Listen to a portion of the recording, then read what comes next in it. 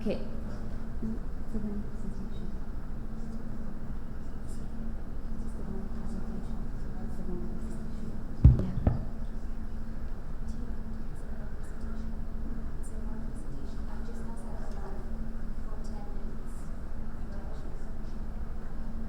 One, two.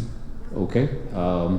Just to confirm that we'll have Mchola just come back to us in a few seconds. What you see on your screens is not the presentation uploaded, but just reiterate to our participants that we'll be sharing the presentations that were shared earlier together with this as well on your emails. So please make sure that we have your correct emails as well. And we will be hearing from Genesis in a few seconds, and crossover again to our country director as well. So we seek your indulgence. I know we were to wrap up in just about now, but we will just extend a bit and we will progress on.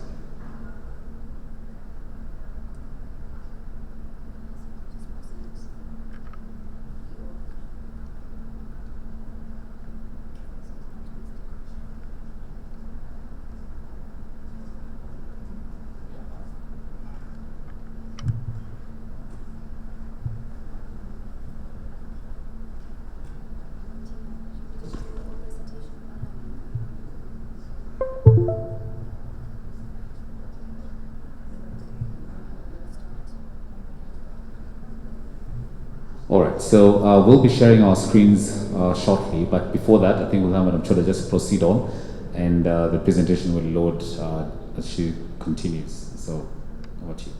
Okay, thank you. So we know that Rockefeller Foundation and Technoserve have been working on the YieldWise initiative since July 2015, and the first phase of the initiative focused on the Waste Reduction and Agricultural Productivity and Sustainability Program, or the RAPS program. And we know that that worked with 4,000 mango farmers, and it was a pilot program. Based on the success of the RAPS program, Technoserve then implemented the scale-up phase of the YieldWise initiative that worked all the way till March 2018, and the scale-up phase worked with about 21,000 farmers. Both the RAPS and scale-up phase focused on what Technoserve referred to as direct implementation. What that meant is that Technoserve directly worked with farmers and market actors to support post-harvest loss along the value chain. So I've talked about the RAPS phase and the scale-up phase. And overall, throughout the YieldWise initiative, the main goal of these phases was a reduction in post-harvest loss along the mango value chain. As part of the direct implementation phases of the program, that is the first two phases, Technoserve was working in four main pillars, that is access to technologies, access to finance, aggregation and training, and access to markets. And what Technoserve did through each of these pillars is it promoted the adoption of appropriate loss-reducing technologies. It also collaborated with financial institutions to develop tailored credit products for farmers. Through the aggregation and training pillar, Technoserve trained market actors in post-harvest management and engaged other value chain actors to train farmers on quality requirements. And then to the access to markets pillar, Technoserve stimulated significant buyer demand by engaging a diverse ecosystem of market actors such as traders, processors, and exporters. And there was a significant improvement in post-harvest loss reduction. Post-harvest loss reduced by about 20% as a result of Technoserve's interventions. We also saw a huge adoption of technology, specifically fruit fly traps, as has been mentioned before. But one of the things that was lacking was sustainability. And based on the learnings from these earlier phases, Technoserve really needed to ensure the sustainability of these activities going forward, so that post-harvest loss reduction doesn't continue to go back to its normal levels when Technoserve exits. And so the expansion phase, which is the last phase of the initiative, moved away from direct implementation and focused on working with existing market actors to invest in sustained backward integration, and as well as creating an enabling environment that was conducive to the development of the mango sector. And they also aimed to create sustainable behavior changes amongst market actors. And so, again, there were four main pillars that Technoserve worked with in the expansion phase, although these were all market-driven. So, for example, in the market-driven access to finance pillar, what Technoserve did is they facilitated linkages between financial institutions and market actors to really ensure that that the financial actors themselves develop products that are suitable for market actors. As part of the market information dissemination and access to technologies, what Technoserve did is it provided both technical and financial assistance to technology providers to get them to provide training and support the access to technologies and last mile distribution of these technologies to farmers. And then one of the things that was also noted as part of the earlier phases of their intervention was that there was a need to really create a favorable environment. And the way to do this was to work with governments and other policymakers to influence the behaviors of these actors and ensure that there's a favorable environment that's been created for mango farmers. And so, like I've said, the main aim of this expansion phase was to really create sustainability while at the same time also reducing post-harvest loss and increasing income for mango actors and mango farmers. So I want to quickly take you through the findings of our evaluation of this expansion phase of the market systems facilitation program. So I think under market-driven access to markets and aggregation, we found that market players such as buyers are indeed willing to invest in sustained backward integration. Examples of this include kite exporters who you would have seen earlier.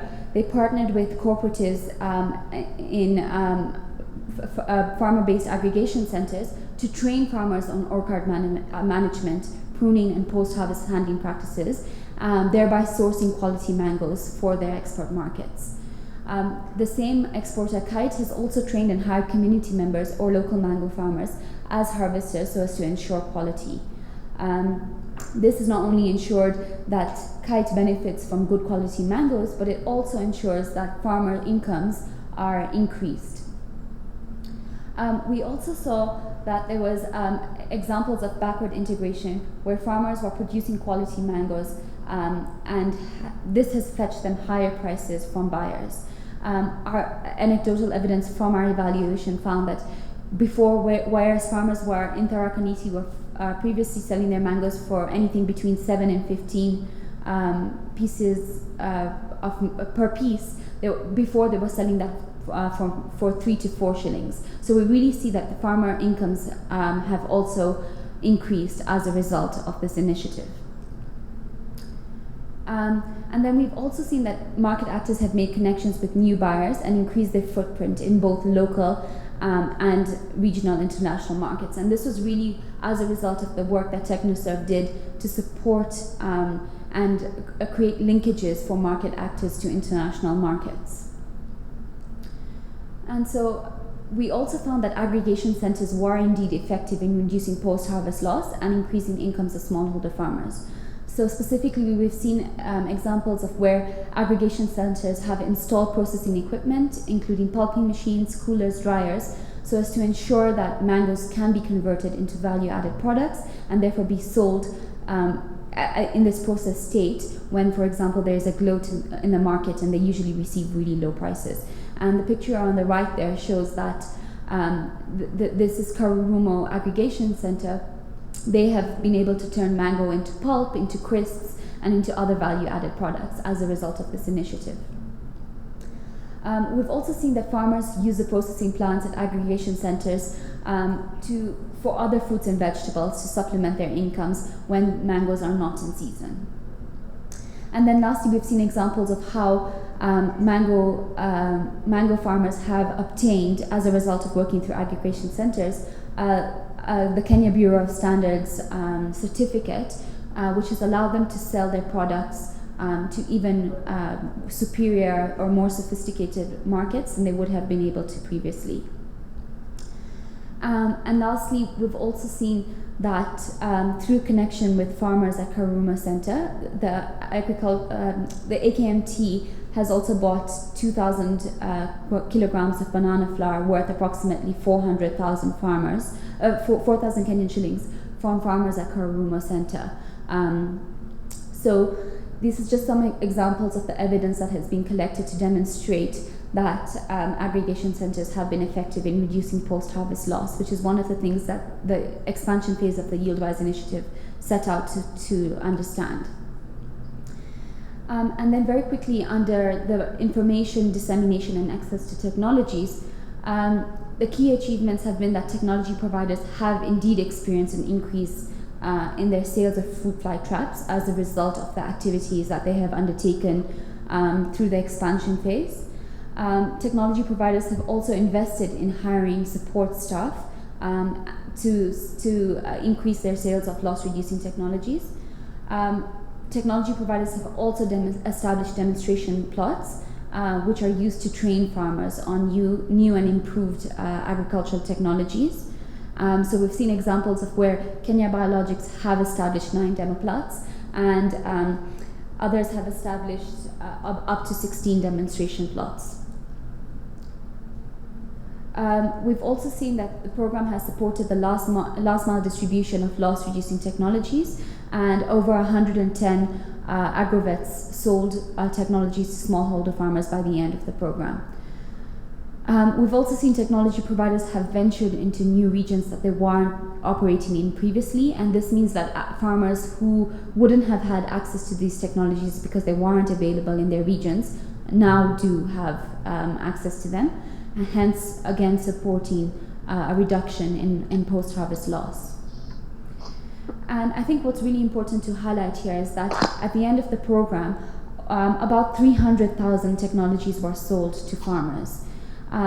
This total number accounts for 42% of mango farmers in Kenya that have access to these loss-reducing technologies, and this means that this covers about 32% of the total mango acreage in Kenya. So I think one of the things that we found through our evaluation was that the use of bulk SMS was indeed effective in driving sales amongst technology providers. By seeing the value proposition, market actors are willing to communicate directly with farmers and provide training to smallholder farmers. However, a key barrier to adoption of these practices is inadequate. However, there have been barriers that prevent market actors to continue adopting these practices going forward, such as, for example, inability to access funding going forward. The technology providers have also emphasized the need for county governments to hold farmer days, which allow them to better reach smallholder farmers. And what we've also found is that while the use of SMS is an effective platform for communicating with smallholder farmers, farmers themselves have said that they value face-to-face training compared to the light touch training used via bulk SMS, for example. And therefore, a key conclusion from this is that SMSs should only be used to complement face-to-face training and used to reinforce key training messages as opposed to being the main source of training. Under the market-driven access to finance,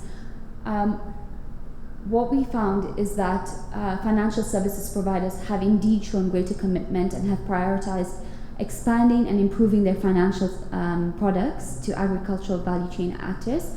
Examples of this include Equity Bank developing a repayment structure for traders that corresponded to the mango season, and then AFC also reduced their loan disbursement period from 3 months so as to support traders to receive finance more rapidly. We also found that actors are more willing to lend to formal institutions, and therefore by supporting AKMT to become more formalized and traders to become formalized, this supported the ability for formal institutions to provide access to funding for them. And then at the end of the program, a total of 18 market actors received financing amounting to about 1 million Kenyan shillings cumulatively. And what's important to highlight here is that the funding was not only provided by private institutions, but it was also provided by grant funding from developmental institutions such as foundations and multilateral organizations such as Ford Foundation, the University of Nairobi, and others. So what is another thing that we found is that this access to finance has indeed enabled traders to take up more volumes of mangoes, therefore contributing to post-harvest loss and increasing the income of smallholder farmers. Specifically, by increasing their liquidity, traders have been able to source more mangoes than they were previously. Traders have also purchased assets such as trucks, which allow them to transport more volumes. Traders have invested in processing plants and processing machinery, which allows them to then, again, purchase more mangoes, which can be used to process these mangoes and turn them into value-added products. And then LPO financing has enabled traders to fulfill large volume requests from retailers such as Carrefour and Naivas supermarkets. Under access to technologies, we found that market actors also have been, so the key lessons learned from this is that market actors can also obtain financing from non-financial institutions. It doesn't only need to be financial institutions that support access to finance for market actors. And a key thing here is that programs that facilitate training or capacity building for such organizations is important because it helps these actors with, for example, writing proposals and therefore lends to their sustainability.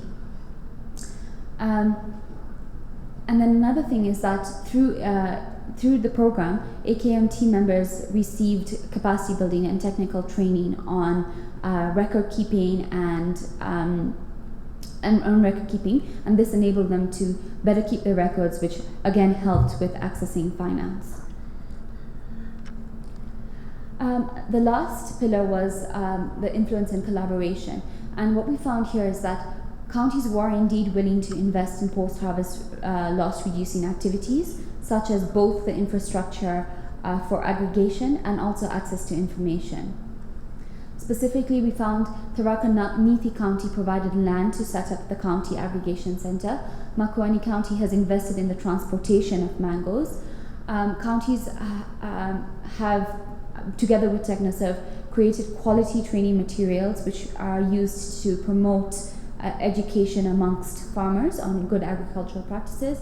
And then the counties have also promoted dissemination of information to their own field agents and extension officers. Lastly, we also found that counties were able to provide a conducive legal and regulatory environment that is pro-mango business. Examples include AKMT influencing the county government of Tana River to reduce the tax levy from 1 shilling to half a shilling. And there has also been the elimination of tax in Tharaka Nithi. We also just wanted to present something that was not intended by Technoserve, but what Technoserve ended up doing through the program is that they found that there was low consumption of Kenyan juices, Kenyan mango juices, even though there's a good variety and good quality of Kenya mango juices available locally. Consumers would still prefer to purchase international brands that don't use local mangoes to make this juice. And so what Technoserve did is they worked with local processors and retailers to promote the consumption of local mangoes through a campaign called Eat, Drink Kenya Mango. And through this, processors promoted a buy one, get one free juice. Retailers also lowered their prices of local mango so as to promote the campaign. And what we found is that this was definitely effective in driving sales of mango juices, and the graph on the right shows a comparison of sales from one of the local mango juices in 2019 versus 2020. And the orange bar graph lines in the bar graph show that there has indeed been an increase across the months of sales of local mango consumption. As a result of this campaign, over 200,000 smallholder farmers supplied their mango to Premier Foods, who are the producers of the juice that was sold, and traders increased the quantity of mangoes that they sourced from these farmers to supply to these retailers. So the key lesson over here is that promoting consumption of local mango through the Eat Drink Mango Kenya campaign definitely led to an achievement in the reduction of post-harvest loss and also increased the incomes of smallholder farmers.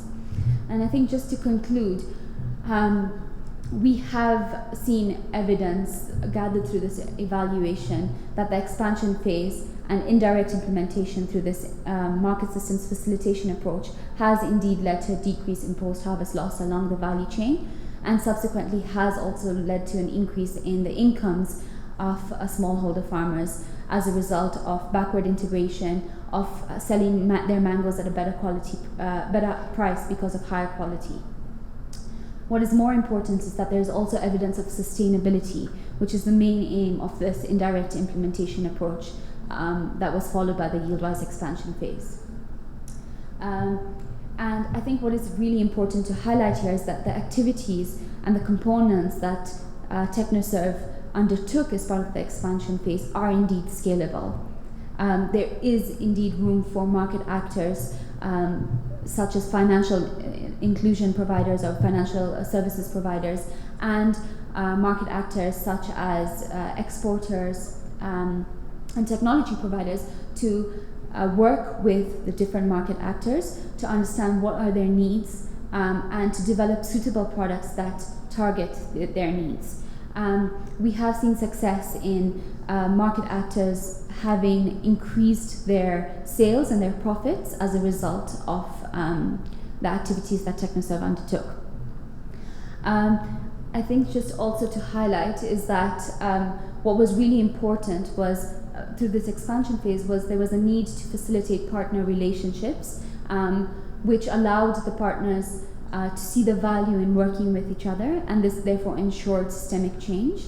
Another thing is that market actors needed to see the value in investing in the training of smallholder farmers, and which would therefore result in the adoption of technologies and also increase profits for the market actors. But I think one thing that we would like to highlight is that achieving system change requires a longer period of time. The expansion phase of the YieldWise initiative was implemented over about a period of 3 years, and therefore there is still time that is needed for other actors to see evidence of impact and therefore adopt some of these own changes in their own organizations. So I'll end it at that, and I'm available to take any questions if there are any. Thank you, Emery, appreciate it. Lots of gratitude, I must say. Not much of questions on the chat platform, but we really want to thank you so much and thank Genesis. Just in case you don't know what they do actually, Genesis Analytics is the largest economics-based consultancy firm in Africa, which their purpose mandate is to actually use analytical capabilities to improve decision making through better decisions to unlock substantial value for their clients and society. So Amreen, thank you very much, and to your colleague as well. I think at the Itago, thank you very much as well. Appreciate it. Thank you so much to the Genesis Analytics team. Shortly, we will be hearing from Madam Flo Obe, who's the country director at Technoserve.